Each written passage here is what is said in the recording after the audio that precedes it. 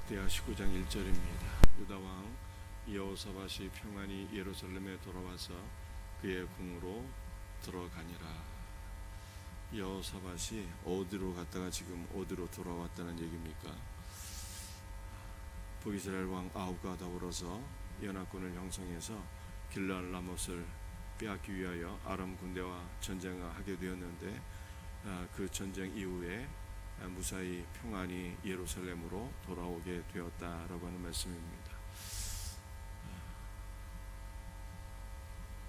예루살렘을 떠나게 되었으니 다시 예루살렘으로 돌아온 것이 어찌 보면 당연한 일 같고 아무 일도 아닌 것 같지만 이것은 놀라운 은혜인 것이죠.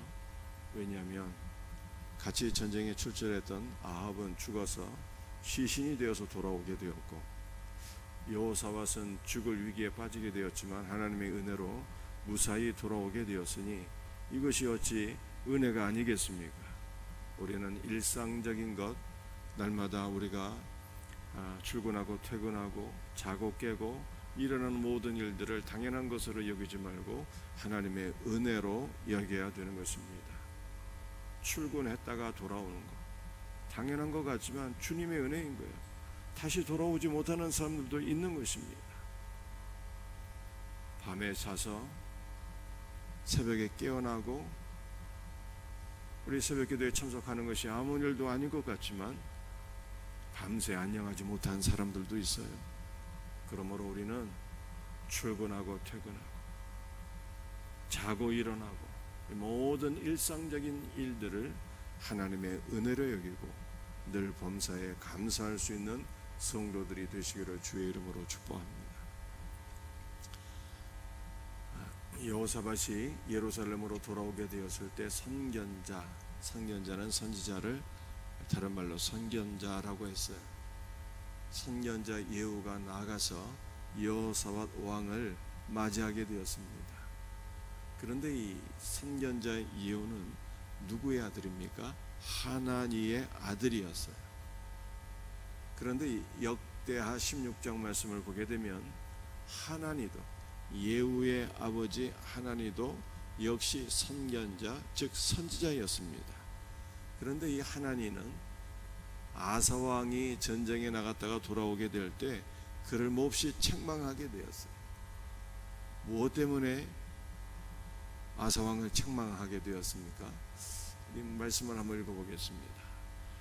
그때의 선견자 하나니가 유다왕 아사에게 나와서 그에게 이르되, 왕이 아람 왕을 의지하고 왕이 하나님 여호와를 의지하지 아니하였으므로 아람 왕의 군대가 왕의 손에서 벗어났나이다.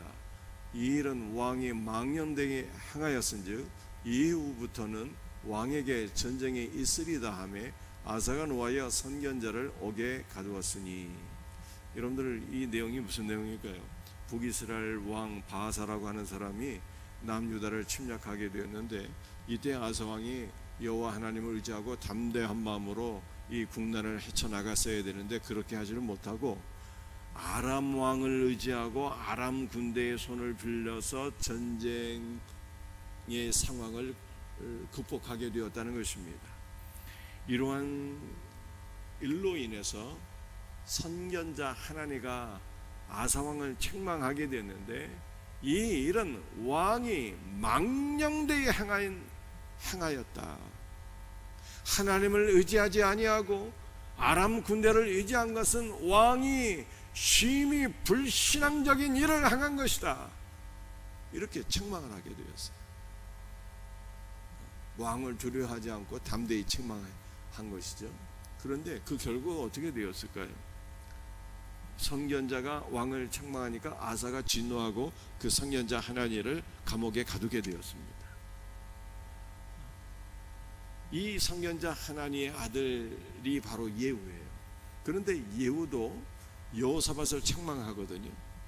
그런데 이 예후의 책망은 아버지의 책망과는 달랐어요. 그리고 여호사밧이 예후의 책망을 듣게 되는데 여호사밧의 반응도 아버지 아사와는 달랐어요. 어떻게 각각 달랐는가? 우리 말씀을 한번 확인해 보겠습니다. 역대하 19장 2절과 3절 말씀 우리 한번 같이 읽어봅시다. 하나님의 아들 선견자 예후가 나가서 여호사밧 왕을 맞아 이르되 왕이 악한 자로 돕고 여호와를 미워하는 자들을 사랑하는 것이 옳으니까 그러므로 여호와께로부터 진노하심이 왕에게 임하리이다. 그러나 왕에게 선한 일도 있으니 이는 왕이 아세라 목상들을 이 땅에서 없애고 마음을 기울여 하나님을 찾음이니이다 하였더라. 자, 하나님의 아들 예후가 아사 왕의 아들 여호사밧을 맞이하면서 책망하게 돼요. 지금 여호사밧이 무슨 일을 하고 돌아오게 되죠? 북이스라엘 왕 아합과 더불어서 동맹을 맺고 아람 군대를 대상으로 전쟁을 하게 되고 돌아오는 길에 책망했다는 거예요. 어떤 말로 책망을 했을까요? 왕이 악한 자를 돕고, 악한 자는 누구입니까? 아합 왕이에요.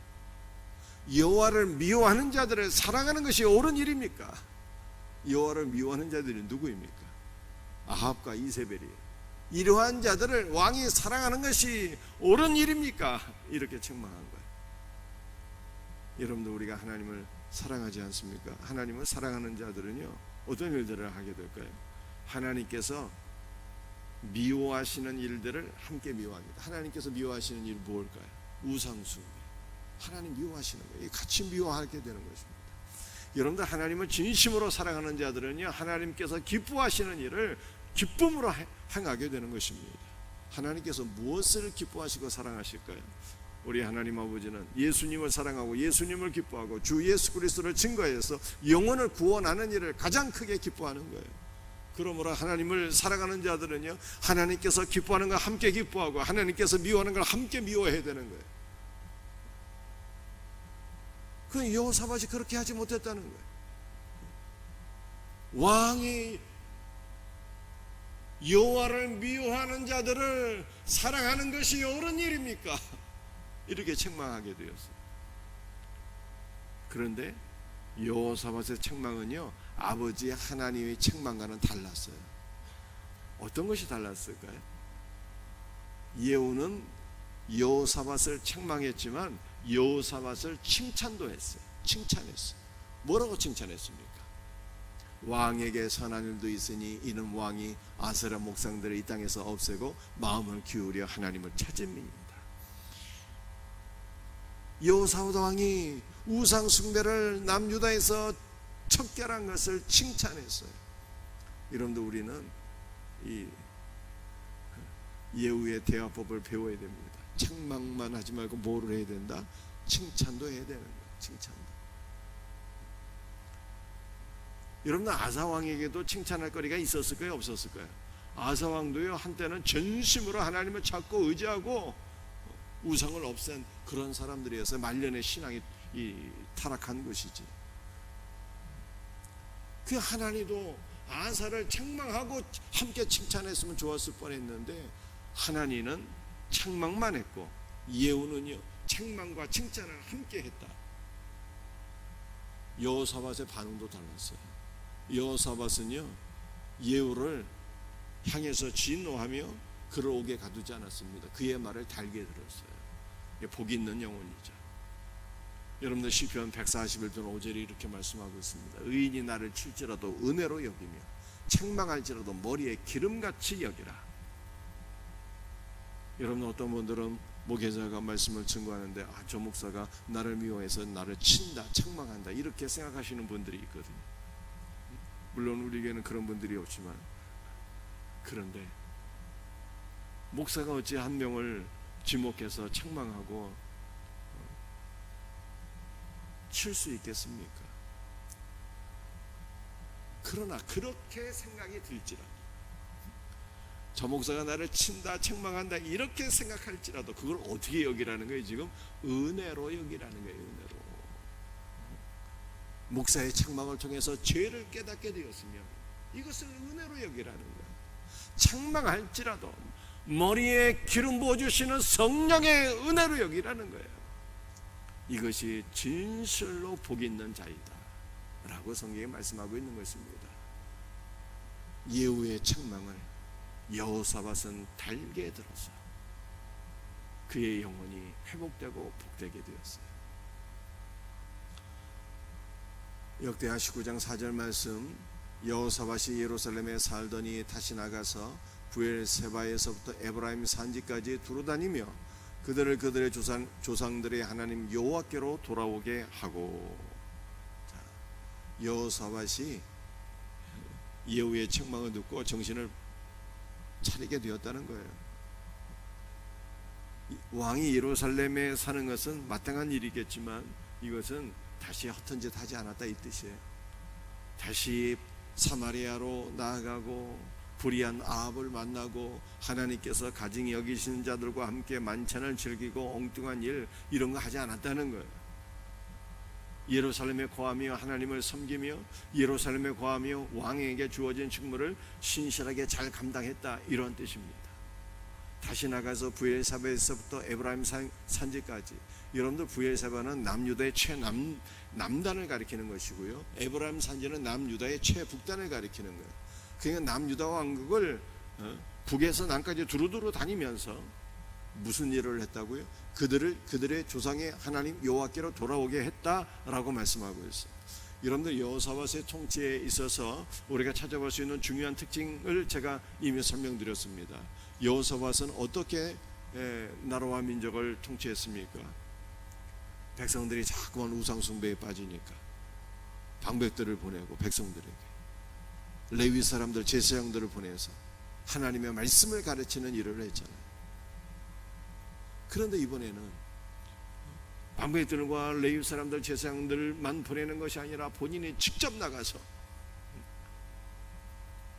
저 북쪽에서 남쪽까지 두루다니면서 하나님의 말씀을 증거하고 가르치고 그들의 조상의 하나님 여호와께로 돌아오게 했다라고 말씀하고 있는 거예요.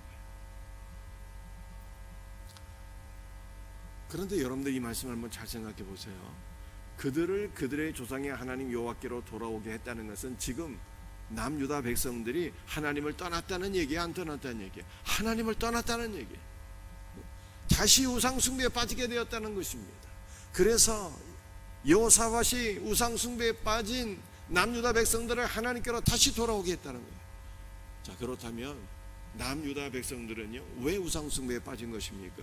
그 이유는 여호사밧 때문에 우상숭배에 빠진 거예요. 우리 왕도 저 우상숭배에 빠진 아합과 더불어 사돈관계를 맺고 저렇게 불의한 자들과 함께 놀아먹는데 우리도 우상숭배하자. 우리도 우상숭배하면 왕이 우리를 사랑하실 거야. 그렇게 생각하지 않았겠습니까? 백성들의 마음이 방자해져서 지 멋대로 행동했어요. 하나님을 따라서 우상숭배하게 되었습니다. 그 이유는 바로 여호사밧 때문이었어요. 그런데 여호사밧이 책망을 듣고 정신 바짝 차려서 다시 왕의 직무를 신실하게 감당하고 백성들을 하나님께로 다시금 인도했다, 이렇게 말씀하고 있는 거예요. 그러므로 우리는 여기서 여러분들 지도자 한 명의 중요성을 보게 되는 것입니다. 지도자 한 명이 흔들리면 백성들의 믿음이 흔들리고, 지도자 한 명이 믿음 가운데 바르게 세워지면 백성들이 다시금 하나님께로 돌아오는 지도자의 중요성을 보게 되는 거예요. 그리고 이 말씀을 통해서 우리는 부모의 사명이 중요하다는 것을 아울러 깨달으셔야 돼요. 저는 이제까지 목회하면서 부모 때문에 자녀들의 믿음이 흔들리는 경우 여러 봤습니다. 부모가 믿음의 반석에 든든히 세워지게 되면 자녀들의 믿음도 세워지고 자녀들도 복을 받고, 부모의 믿음이 흔들리게 되면요 자녀들의 믿음도 흔들리고, 부모 때문에 자녀들의 신앙이 무너지는 경우 여러 봤다니까요. 그러므로 우리는 이 말씀을 붙잡고 기도해야 돼요. 주여, 나로 인해서 한 영혼의 믿음이 흔들리는 일이 없게 하시고, 나로 인하여 우리의 자녀들과 모든 이들의 믿음이 견고하게 세워지고 주님께로 돌아오는 역사가 있게 하옵소서. 이렇게 여러분 자신을 위해서 기도할 수 있는 은혜가 있기를 바랍니다. 5절 말씀이에요. 또 유다 온 나라의 견고한 성읍에 재판관을 세우되 성읍마다 있게 하고. 자, 여호사밧이 통치 초기에는 무슨 일을 했다고요? 방백들을 보내고 레위 사람 제사장들을 보내서 백성들에게 하나님의 말씀을 가르쳤잖아요. 그런데 이제는요, 백성들에게 하나님의 말씀을 가르치는 것이 아니라 말씀은 이미 가르쳤고, 말씀을 가르친 이후에 무슨 일을 했어요? 재판관을 세웠다는, 재판관. 우리 백성들이 하나님의 말씀대로 바르게 순종하는가, 순종하지 못하는가, 이것을 판단할 수 있는 재판관을 세웠다. 여러분들, 이 말씀을 통해서 우리는 깨달아야 돼요.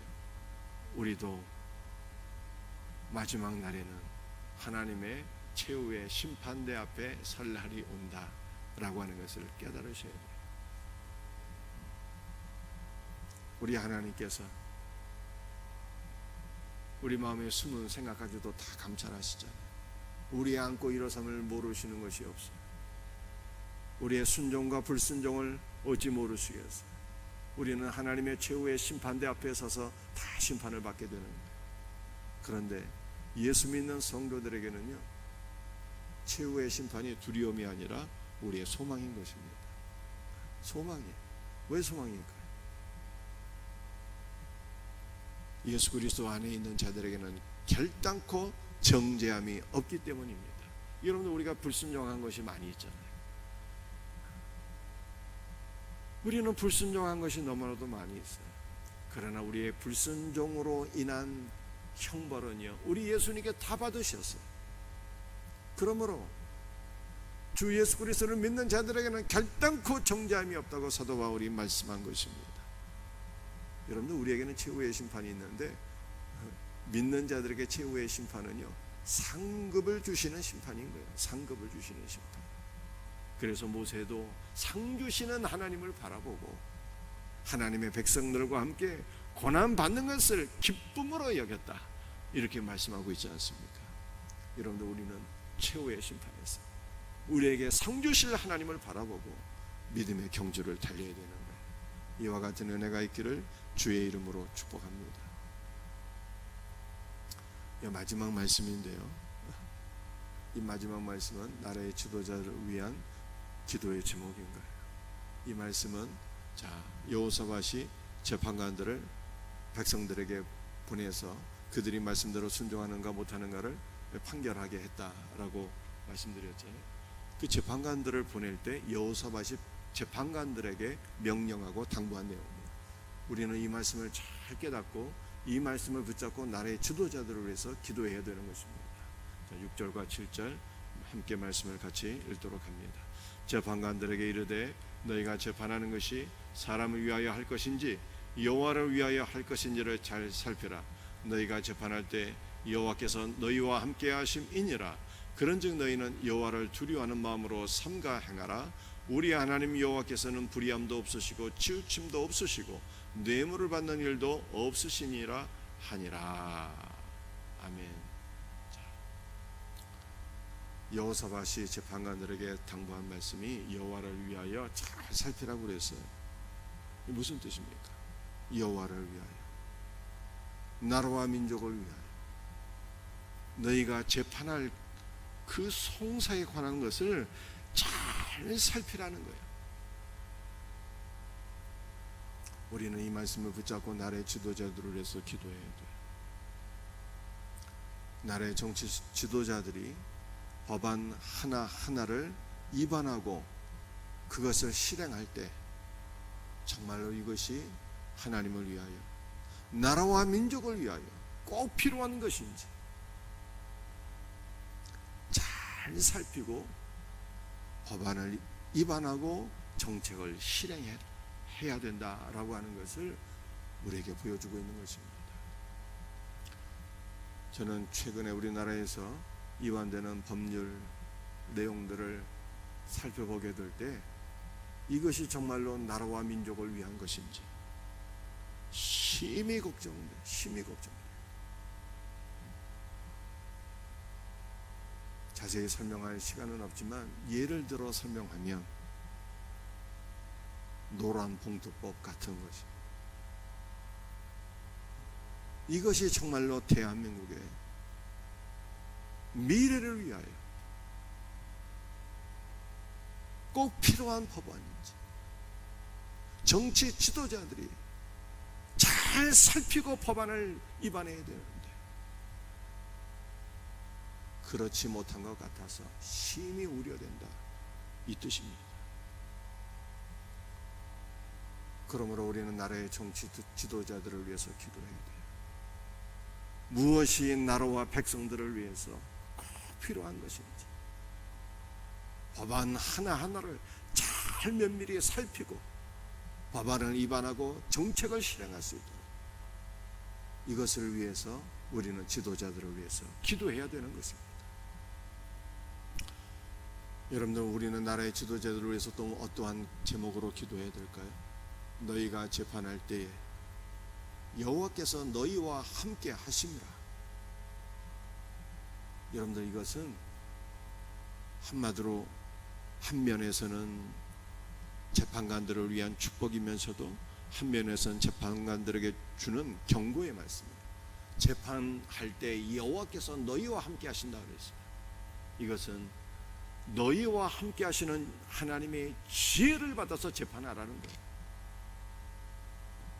솔로몬이 하나님의 지혜를 구하고 지혜를 받아서 명재판을 한 것처럼 너희도 하나님의 지혜를 받고 하나님의 능력을 받아서 바르게 재판하라, 이렇게 당부합니다.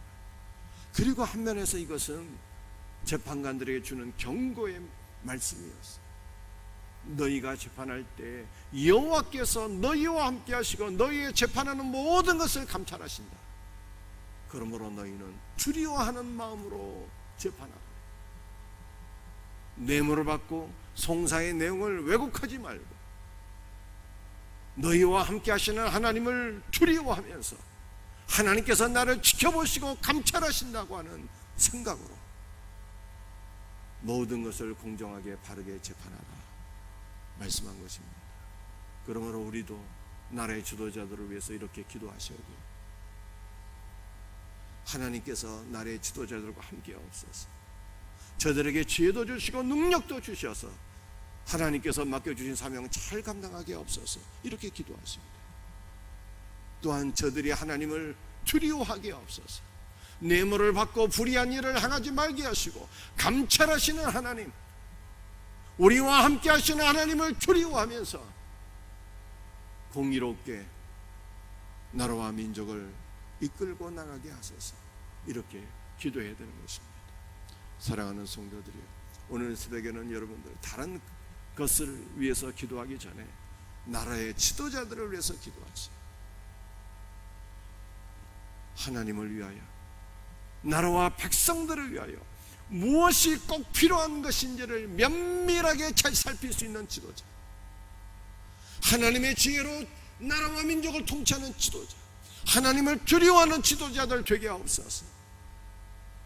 오늘 이 말씀을 붙잡고 나라와 민족을 위해서 기도할 수 있는 은혜가 있기를 주의 이름으로 축복합니다. 또한 우리가 여호사밧을 본받아야 돼요. 여호사밧의 대화법, 예후의 대화법을 본받아야 돼요. 하나님의 말씀을 전하되 책망과 칭찬을 아울러 한 예후, 또 그 책망의 말씀을 달게 들었던 여호사밧 본받아야 돼요.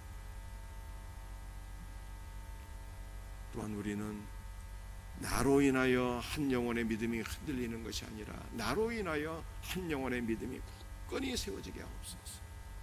이 말씀을 붙잡고 기도할 수 있는 우리 복된 우리 새벽이 되기를 주의 이름으로 축복합니다. 기도하시겠어요? 아버지 하나님, 감사합니다. 오늘 역대하 19장 말씀을 통해서 예후와 여호사밧을 본받기를 간절히 소원합니다. 주여, 하나님의 말씀을 담대히 증거하되 지혜롭게 증거할 수 있는 은혜가 있게 하시고, 주여, 책망의 말씀이라도 이것을 달게 들을 수 있는, 은혜로 여길 수 있는 복을 주옵시고, 무엇보다도 오늘 새벽에 나라와 민족을 위해서 간절히 기도하오니 나라의 지도자들에게 은혜를 베풀어 주셔서 저들이 법안 하나하나를 입안할 때 나라와 민족을 위하여 잘 살피고 법안을 위반하고 정책을 실행할 수 있도록 주여 도와주시옵소서. 하나님의 지혜를 주옵소서. 하나님의 능력을 주옵소서. 저희들이 하나님을 두려워하는 마음으로 나라와 민족을 바르게 이끌고 나갈 수 있도록 주여 도와주시옵소서. 주께서 함께하여 주옵기를 간절히 소원하옵고 예수님의 이름으로 기도드립니다. 우리 나라와 민족